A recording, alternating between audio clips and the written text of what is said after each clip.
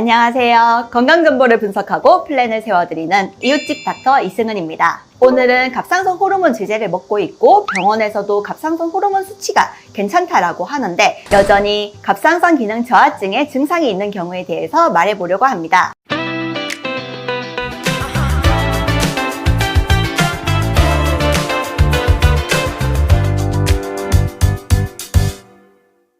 갑상선 호르몬 제제를 먹고 있는데도 왜 피로감, 추운 느낌, 부종 같은 증상이 지속되는 걸까요? 이러한 증상들은 물론 다른 원인으로도 나타날 수 있지만 갑상선 호르몬 검사 외에도 추가적으로 확인해봐야 될 것이 있습니다. 갑상선 기능 저하증 제제를 먹고 있는데도 이러한 증상이 지속되시는 분들은 오늘 방송을 듣고 한번 체크해 보시길 바랍니다. 첫 번째로 체크해야 할 것은 지금 드시고 있는 갑상선 제제 외에 추가적인 갑상선 제제가 필요할 수도 있는 경우입니다. 이해하기 쉽게 먼저 갑상선 호르몬 제제의 종류에 대해서 설명드리겠습니다. 우리 몸에서는 갑상선에서 갑상선 호르몬 T4가 만들어진 뒤에 간이나 신장 등의 조직에서 T3로 바뀌는데 실제로 각 세포에서 갑상선 호르몬으로 작용하는 것은 주로 이 T3입니다. 갑상선 저하증 제제는 합성 T4 제제인 신지로이드, 신지록신 같은 레보티록신 제제, 그리고 합성 T3 제제인 테트로니닌, 리오티로닌 제제, 그리고 콤지로이드 같은 합성 T4, T3 복합 제제도 있습니다. 보통 갑상선 기능 저하증을 치료할 때 T4 제제만 단독으로 쓰고 T3는 저절로 T4에서 전환이 되기 때문에 검사를 시행할 때도 TSH, T4 수치만 확인하고 갑상선 수치를 조절하게 됩니다. 갑상선 호르몬에 대한 전반적인 내용은 이전 영상을 참고하시길 바랍니다. 그런데 TSH, T4 수치는 괜찮은데 T3가 낮은 경우가 있습니다. 이제 말초 조직으로 이동했는데 T4에서 T3로 전환이 되지 않는 상태로 주로는 급성기 질환인 상태일 때가 많습니다. 단식 같은 에너지 부족의 상태이나 내 몸이 감염이 심한 상태, 심장이나 신장 쪽에 질환이 있는 상태, 그리고 당뇨가 조절되지 않을 때 T3가 떨어질 수 있습니다.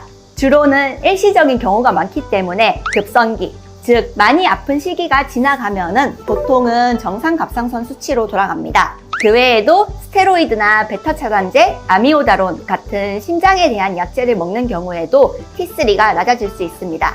하지만 지속적으로 혈액 검사를 했는데 T3 수치가 낮은 경우는 말초 조직에서 T3가 변환되지 않고 실질적으로 내 몸에서도 쓰여야 하는 T3가 부족한 상태를 의미합니다. 이러면 이제 몸 안에서 갑상선 기능 저하증에 대한 증상이 나타날 수 있습니다. 그래서 증상이 지속되고 T3가 낮은 경우에는 T4 제제와 함께 T3 제제도 같이 복용해 볼 수 있겠습니다. T4 제제는 보통 반감기가 7일 정도로 길지만 T3 제제는 T4 제제에 비해 작용시간이 짧고 반감기도 1.5일 정도로 짧습니다. T3 제제만 복용하는 경우에는 혈중 농도의 변동이 심할 수가 있어서 단독 복용은 권고되지 않지만은 피로감, 추운 느낌, 부종 같은 증상이 계속 지속되는 경우에는 T4랑 함께 복용할 수 있습니다. T3 제제는 T4 제제와 달리 하루 2번 정도 복용하게 됩니다. 하지만 T3 제제를 함께 복용하는데 불안감, 두근거림, 피로감, 손떨림, 수면장애 같은 증상이 있다고 하면 오히려 갑상선 호르몬이 과도한 상태일 수 있기 때문에 이런 증상이 있다면 의사와 상의해서 약제 조절이 필요합니다. 두 번째로 내가 갑상선 호르몬 제제를 먹고 있는데도 증상이 지속된다 라고 하면은 갑상선 호르몬 제제를 잘 복용하고 있는지 확인 또한 필요합니다. 갑상선 호르몬 제제는 흡수율이 잘 떨어질 수 있는 약제인데요. 그래서 다른 것들과 함께 먹게 된다면 특히 흡수율이 떨어집니다. 그래서 보통 갑상선 호르몬 제제는 공복에 먹으라고 잘 알고 있는데요. 보통 갑상선 약제는 아침에 일어나서 복용하고 30분에서 1시간 정도의 공복을 유지한 뒤에 식사를 해야 합니다. 아침 공복에 먹는 다른 약이 있다면 저녁에 자기 직전에도 먹을 수 있는데요. 저녁 식사를 한 뒤에 2시간 정도 뒤에 공복이 유지된 상태에서 갑상선 제제를 먹고 잘 수 있습니다. 또 콩으로 만든 음식이나 오트밀처럼 식이섬유가 많은 제품은 갑상선 호르몬 흡수에 영향을 줄 수 있어서 아침에 약을 먹었다면 이런 음식은 점심 식사 때에 먹는다든지 아니면 2-3시간의 간격을 주는 것이 좋습니다.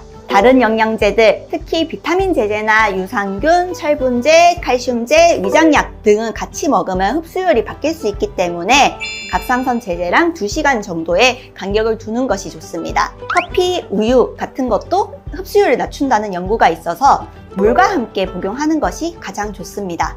세 번째로 항경련제, 항결핵제, 여성 호르몬 등 특정 약제를 복용하는 경우에는 갑상선 호르몬 제제 용량에 영향을 미칠 수 있어서 갑상선 약제를 먹고 있는 도중에 내가 질병이 생겨서 다른 병원에서 장기적으로 먹는 약제를 받았다라고 하면은 갑상선 약을 처방받는 곳에도 한번 알려주는 곳이 좋습니다. 오늘 갑상선 저하증으로 약을 먹는 경우인데도 갑상선 저하증에 대한 증상이 있는 경우에 대해서 알아보았습니다.